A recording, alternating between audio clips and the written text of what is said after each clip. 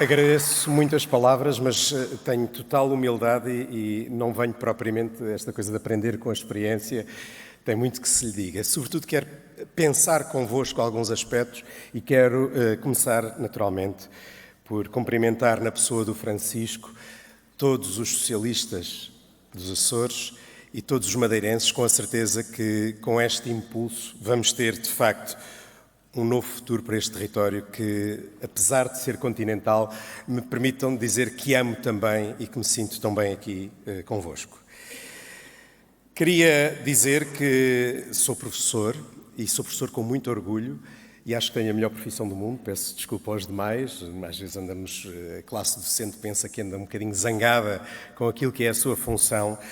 E eu, concretamente, sou professor da área de História e os Açores têm, na história de Portugal, muitos momentos que estiveram ligados àquilo que foi o nosso desígnio comum e ao nosso desenvolvimento mais marcante. Talvez aquele que foi o primeiro momento em que o papel destas ilhas foi determinante para o nosso país foi mesmo a sua descoberta e o seu povoamento. Os homens e as mulheres que para aqui vieram vinham cheios de coragem, de sonhos, de esperança e de futuro. E ao longo da história dos Açores, fomos assistindo a momentos marcantes em que estes homens e mulheres que aqui estiveram foram absolutamente determinantes para aquilo que foi o desenvolvimento do nosso país. Foram momentos em que tipicamente se apostou na educação, na cultura, no desenvolvimento. Permitam-me lembrar, por exemplo, o momento em que Dom Pedro IV aqui se refugiou, preparando aquilo que foi o fim do absolutismo no nosso país. Com um conjunto de homens, beberam nestas fontes e inspiraram-se também nos açorianos para devolver ou para criar em Portugal um sentido de liberdade que felizmente prosperou. Quero também referir, e em jeito de introdução, homens como Teófilo Braga, Antero de Quental, que assumiram um papel absolutamente determinante no desenvolvimento daquilo que foi o republicanismo português. Ou o próprio Manuel da Arriaga. Todos eles açorianos, homens do saber e da cultura que transformaram o nosso país e que lhe deram a cada um destes momentos um novo futuro. Hoje estou aqui e pedia que não me encarassem como um simples convidado, mas como alguém que partilha com cada um de vós esta ideia de um amor profundo a esta região e a certeza de que há uma missão clara que temos que abraçar em conjunto. Como diz o Francisco, colocar os Açores na linha da frente da educação e da formação, não apenas como um objetivo político, que tem que ser, porque educar é sempre um ato político, é isso que transforma as nossas sociedades, mas também como um desafio coletivo que tem que ecoar, como aqui é referido, em cada ilha, em cada município, em cada freguesia, em cada comunidade, em cada escola. A paisagem dos Açores é absolutamente exuberante. Chegar de avião a São Miguel é qualquer coisa que tira o fôlego a qualquer um de nós. Nesta paisagem, cada criança, cada jovem, cada adulto é uma semente de um potencial único e cabe-nos a nós, que somos atores políticos, criar condições para que essas sementes cresçam, floresçam e não basta nesse exercício lançar as sementes ao vento. Não é suficiente. É necessário preparar o solo, regar, cuidar, porque só assim teremos gerações que crescerão fortes e capazes de enfrentar os desafios do futuro. Quando falamos de educação, não estamos apenas a falar de estatísticas, e elas são determinantes para que nós possamos estabelecer políticas baseadas em evidências. Não estamos apenas a falar de números, estamos a falar de futuro, de um novo futuro. As baixas taxas de literacia são um reflexo de comunidades injustas e desiguais, onde o desenvolvimento humano, social, económico e cultural será sempre limitado. Sem educação, o desenvolvimento será sempre limitado. Para superar estes atavismos, precisamos de compromissos claros e de investimentos significativos. O PS está determinado, e o PS Açores pelo que percebemos, está determinado a transformar esta região numa referência nacional na área da educação e na formação no espaço de uma geração. É, naturalmente, muito ambicioso, mas não é impossível. Para vos dar alguns números, Portugal, a seguir ao 25 de Abril, tínhamos 25% de analfabetos. Tínhamos quase 0% de pré-escolarização. Tínhamos universidades apenas em 2 ou 3 cidades do nosso país, Lisboa, Porto, Coimbra e Évora.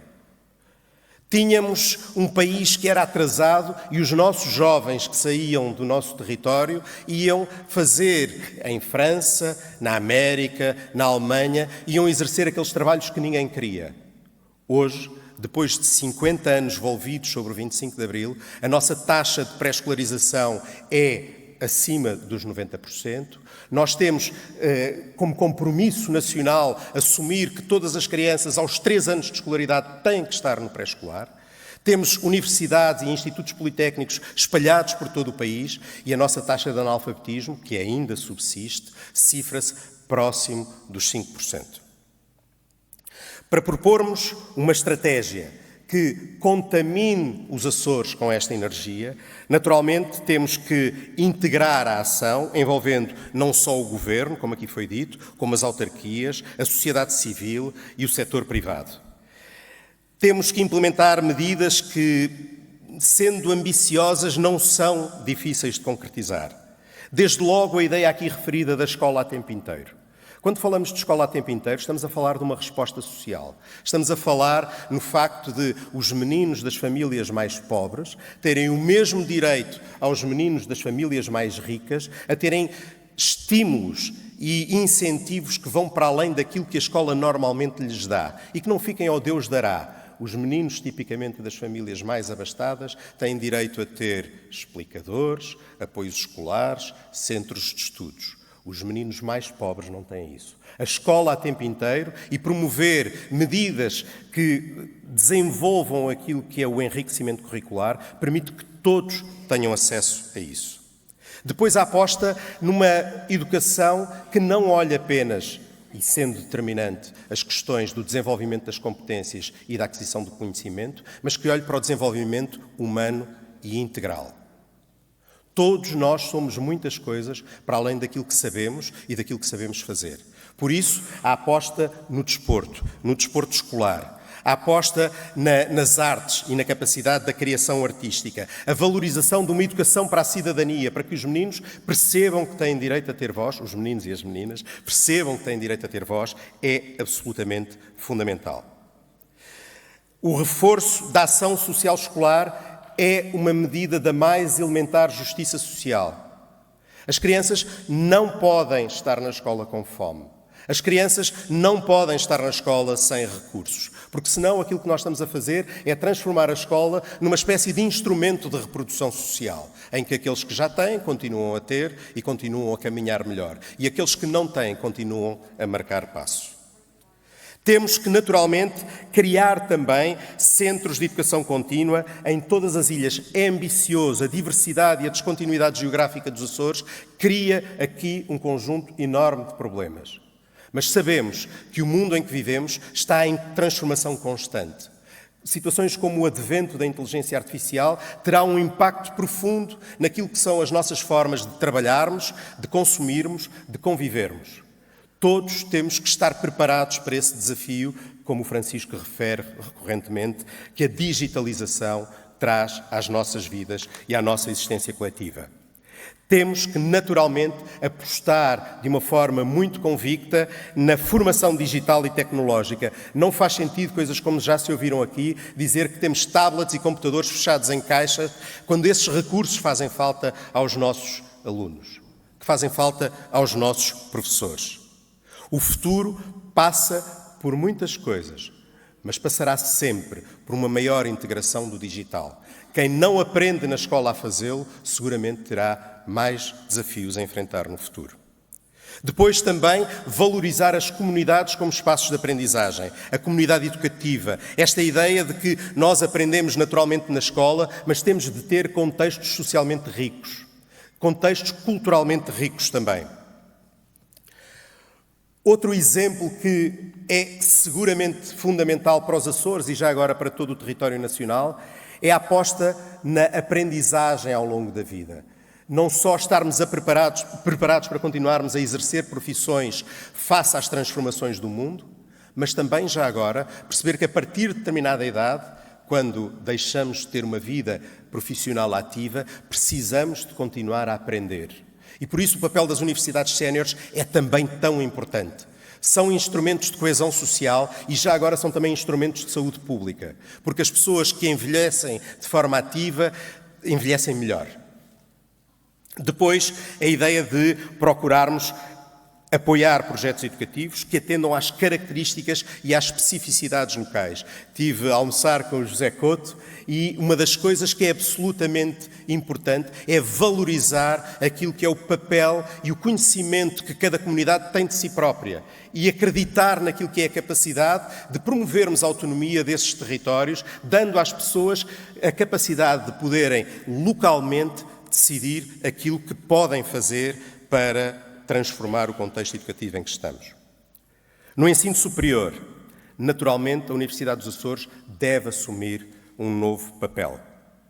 Ela deve ser um centro de excelência e inovação. Algumas coisas estão já a ser feitas. O PRR, ou os vários PRRs desenhados pelo Partido Socialista, permitiram que, por exemplo, na Universidade dos Açores estejam a ser feitos projetos muito interessantes no sentido daquilo que é a excelência pedagógica no ensino superior e também na digitalização do ensino superior.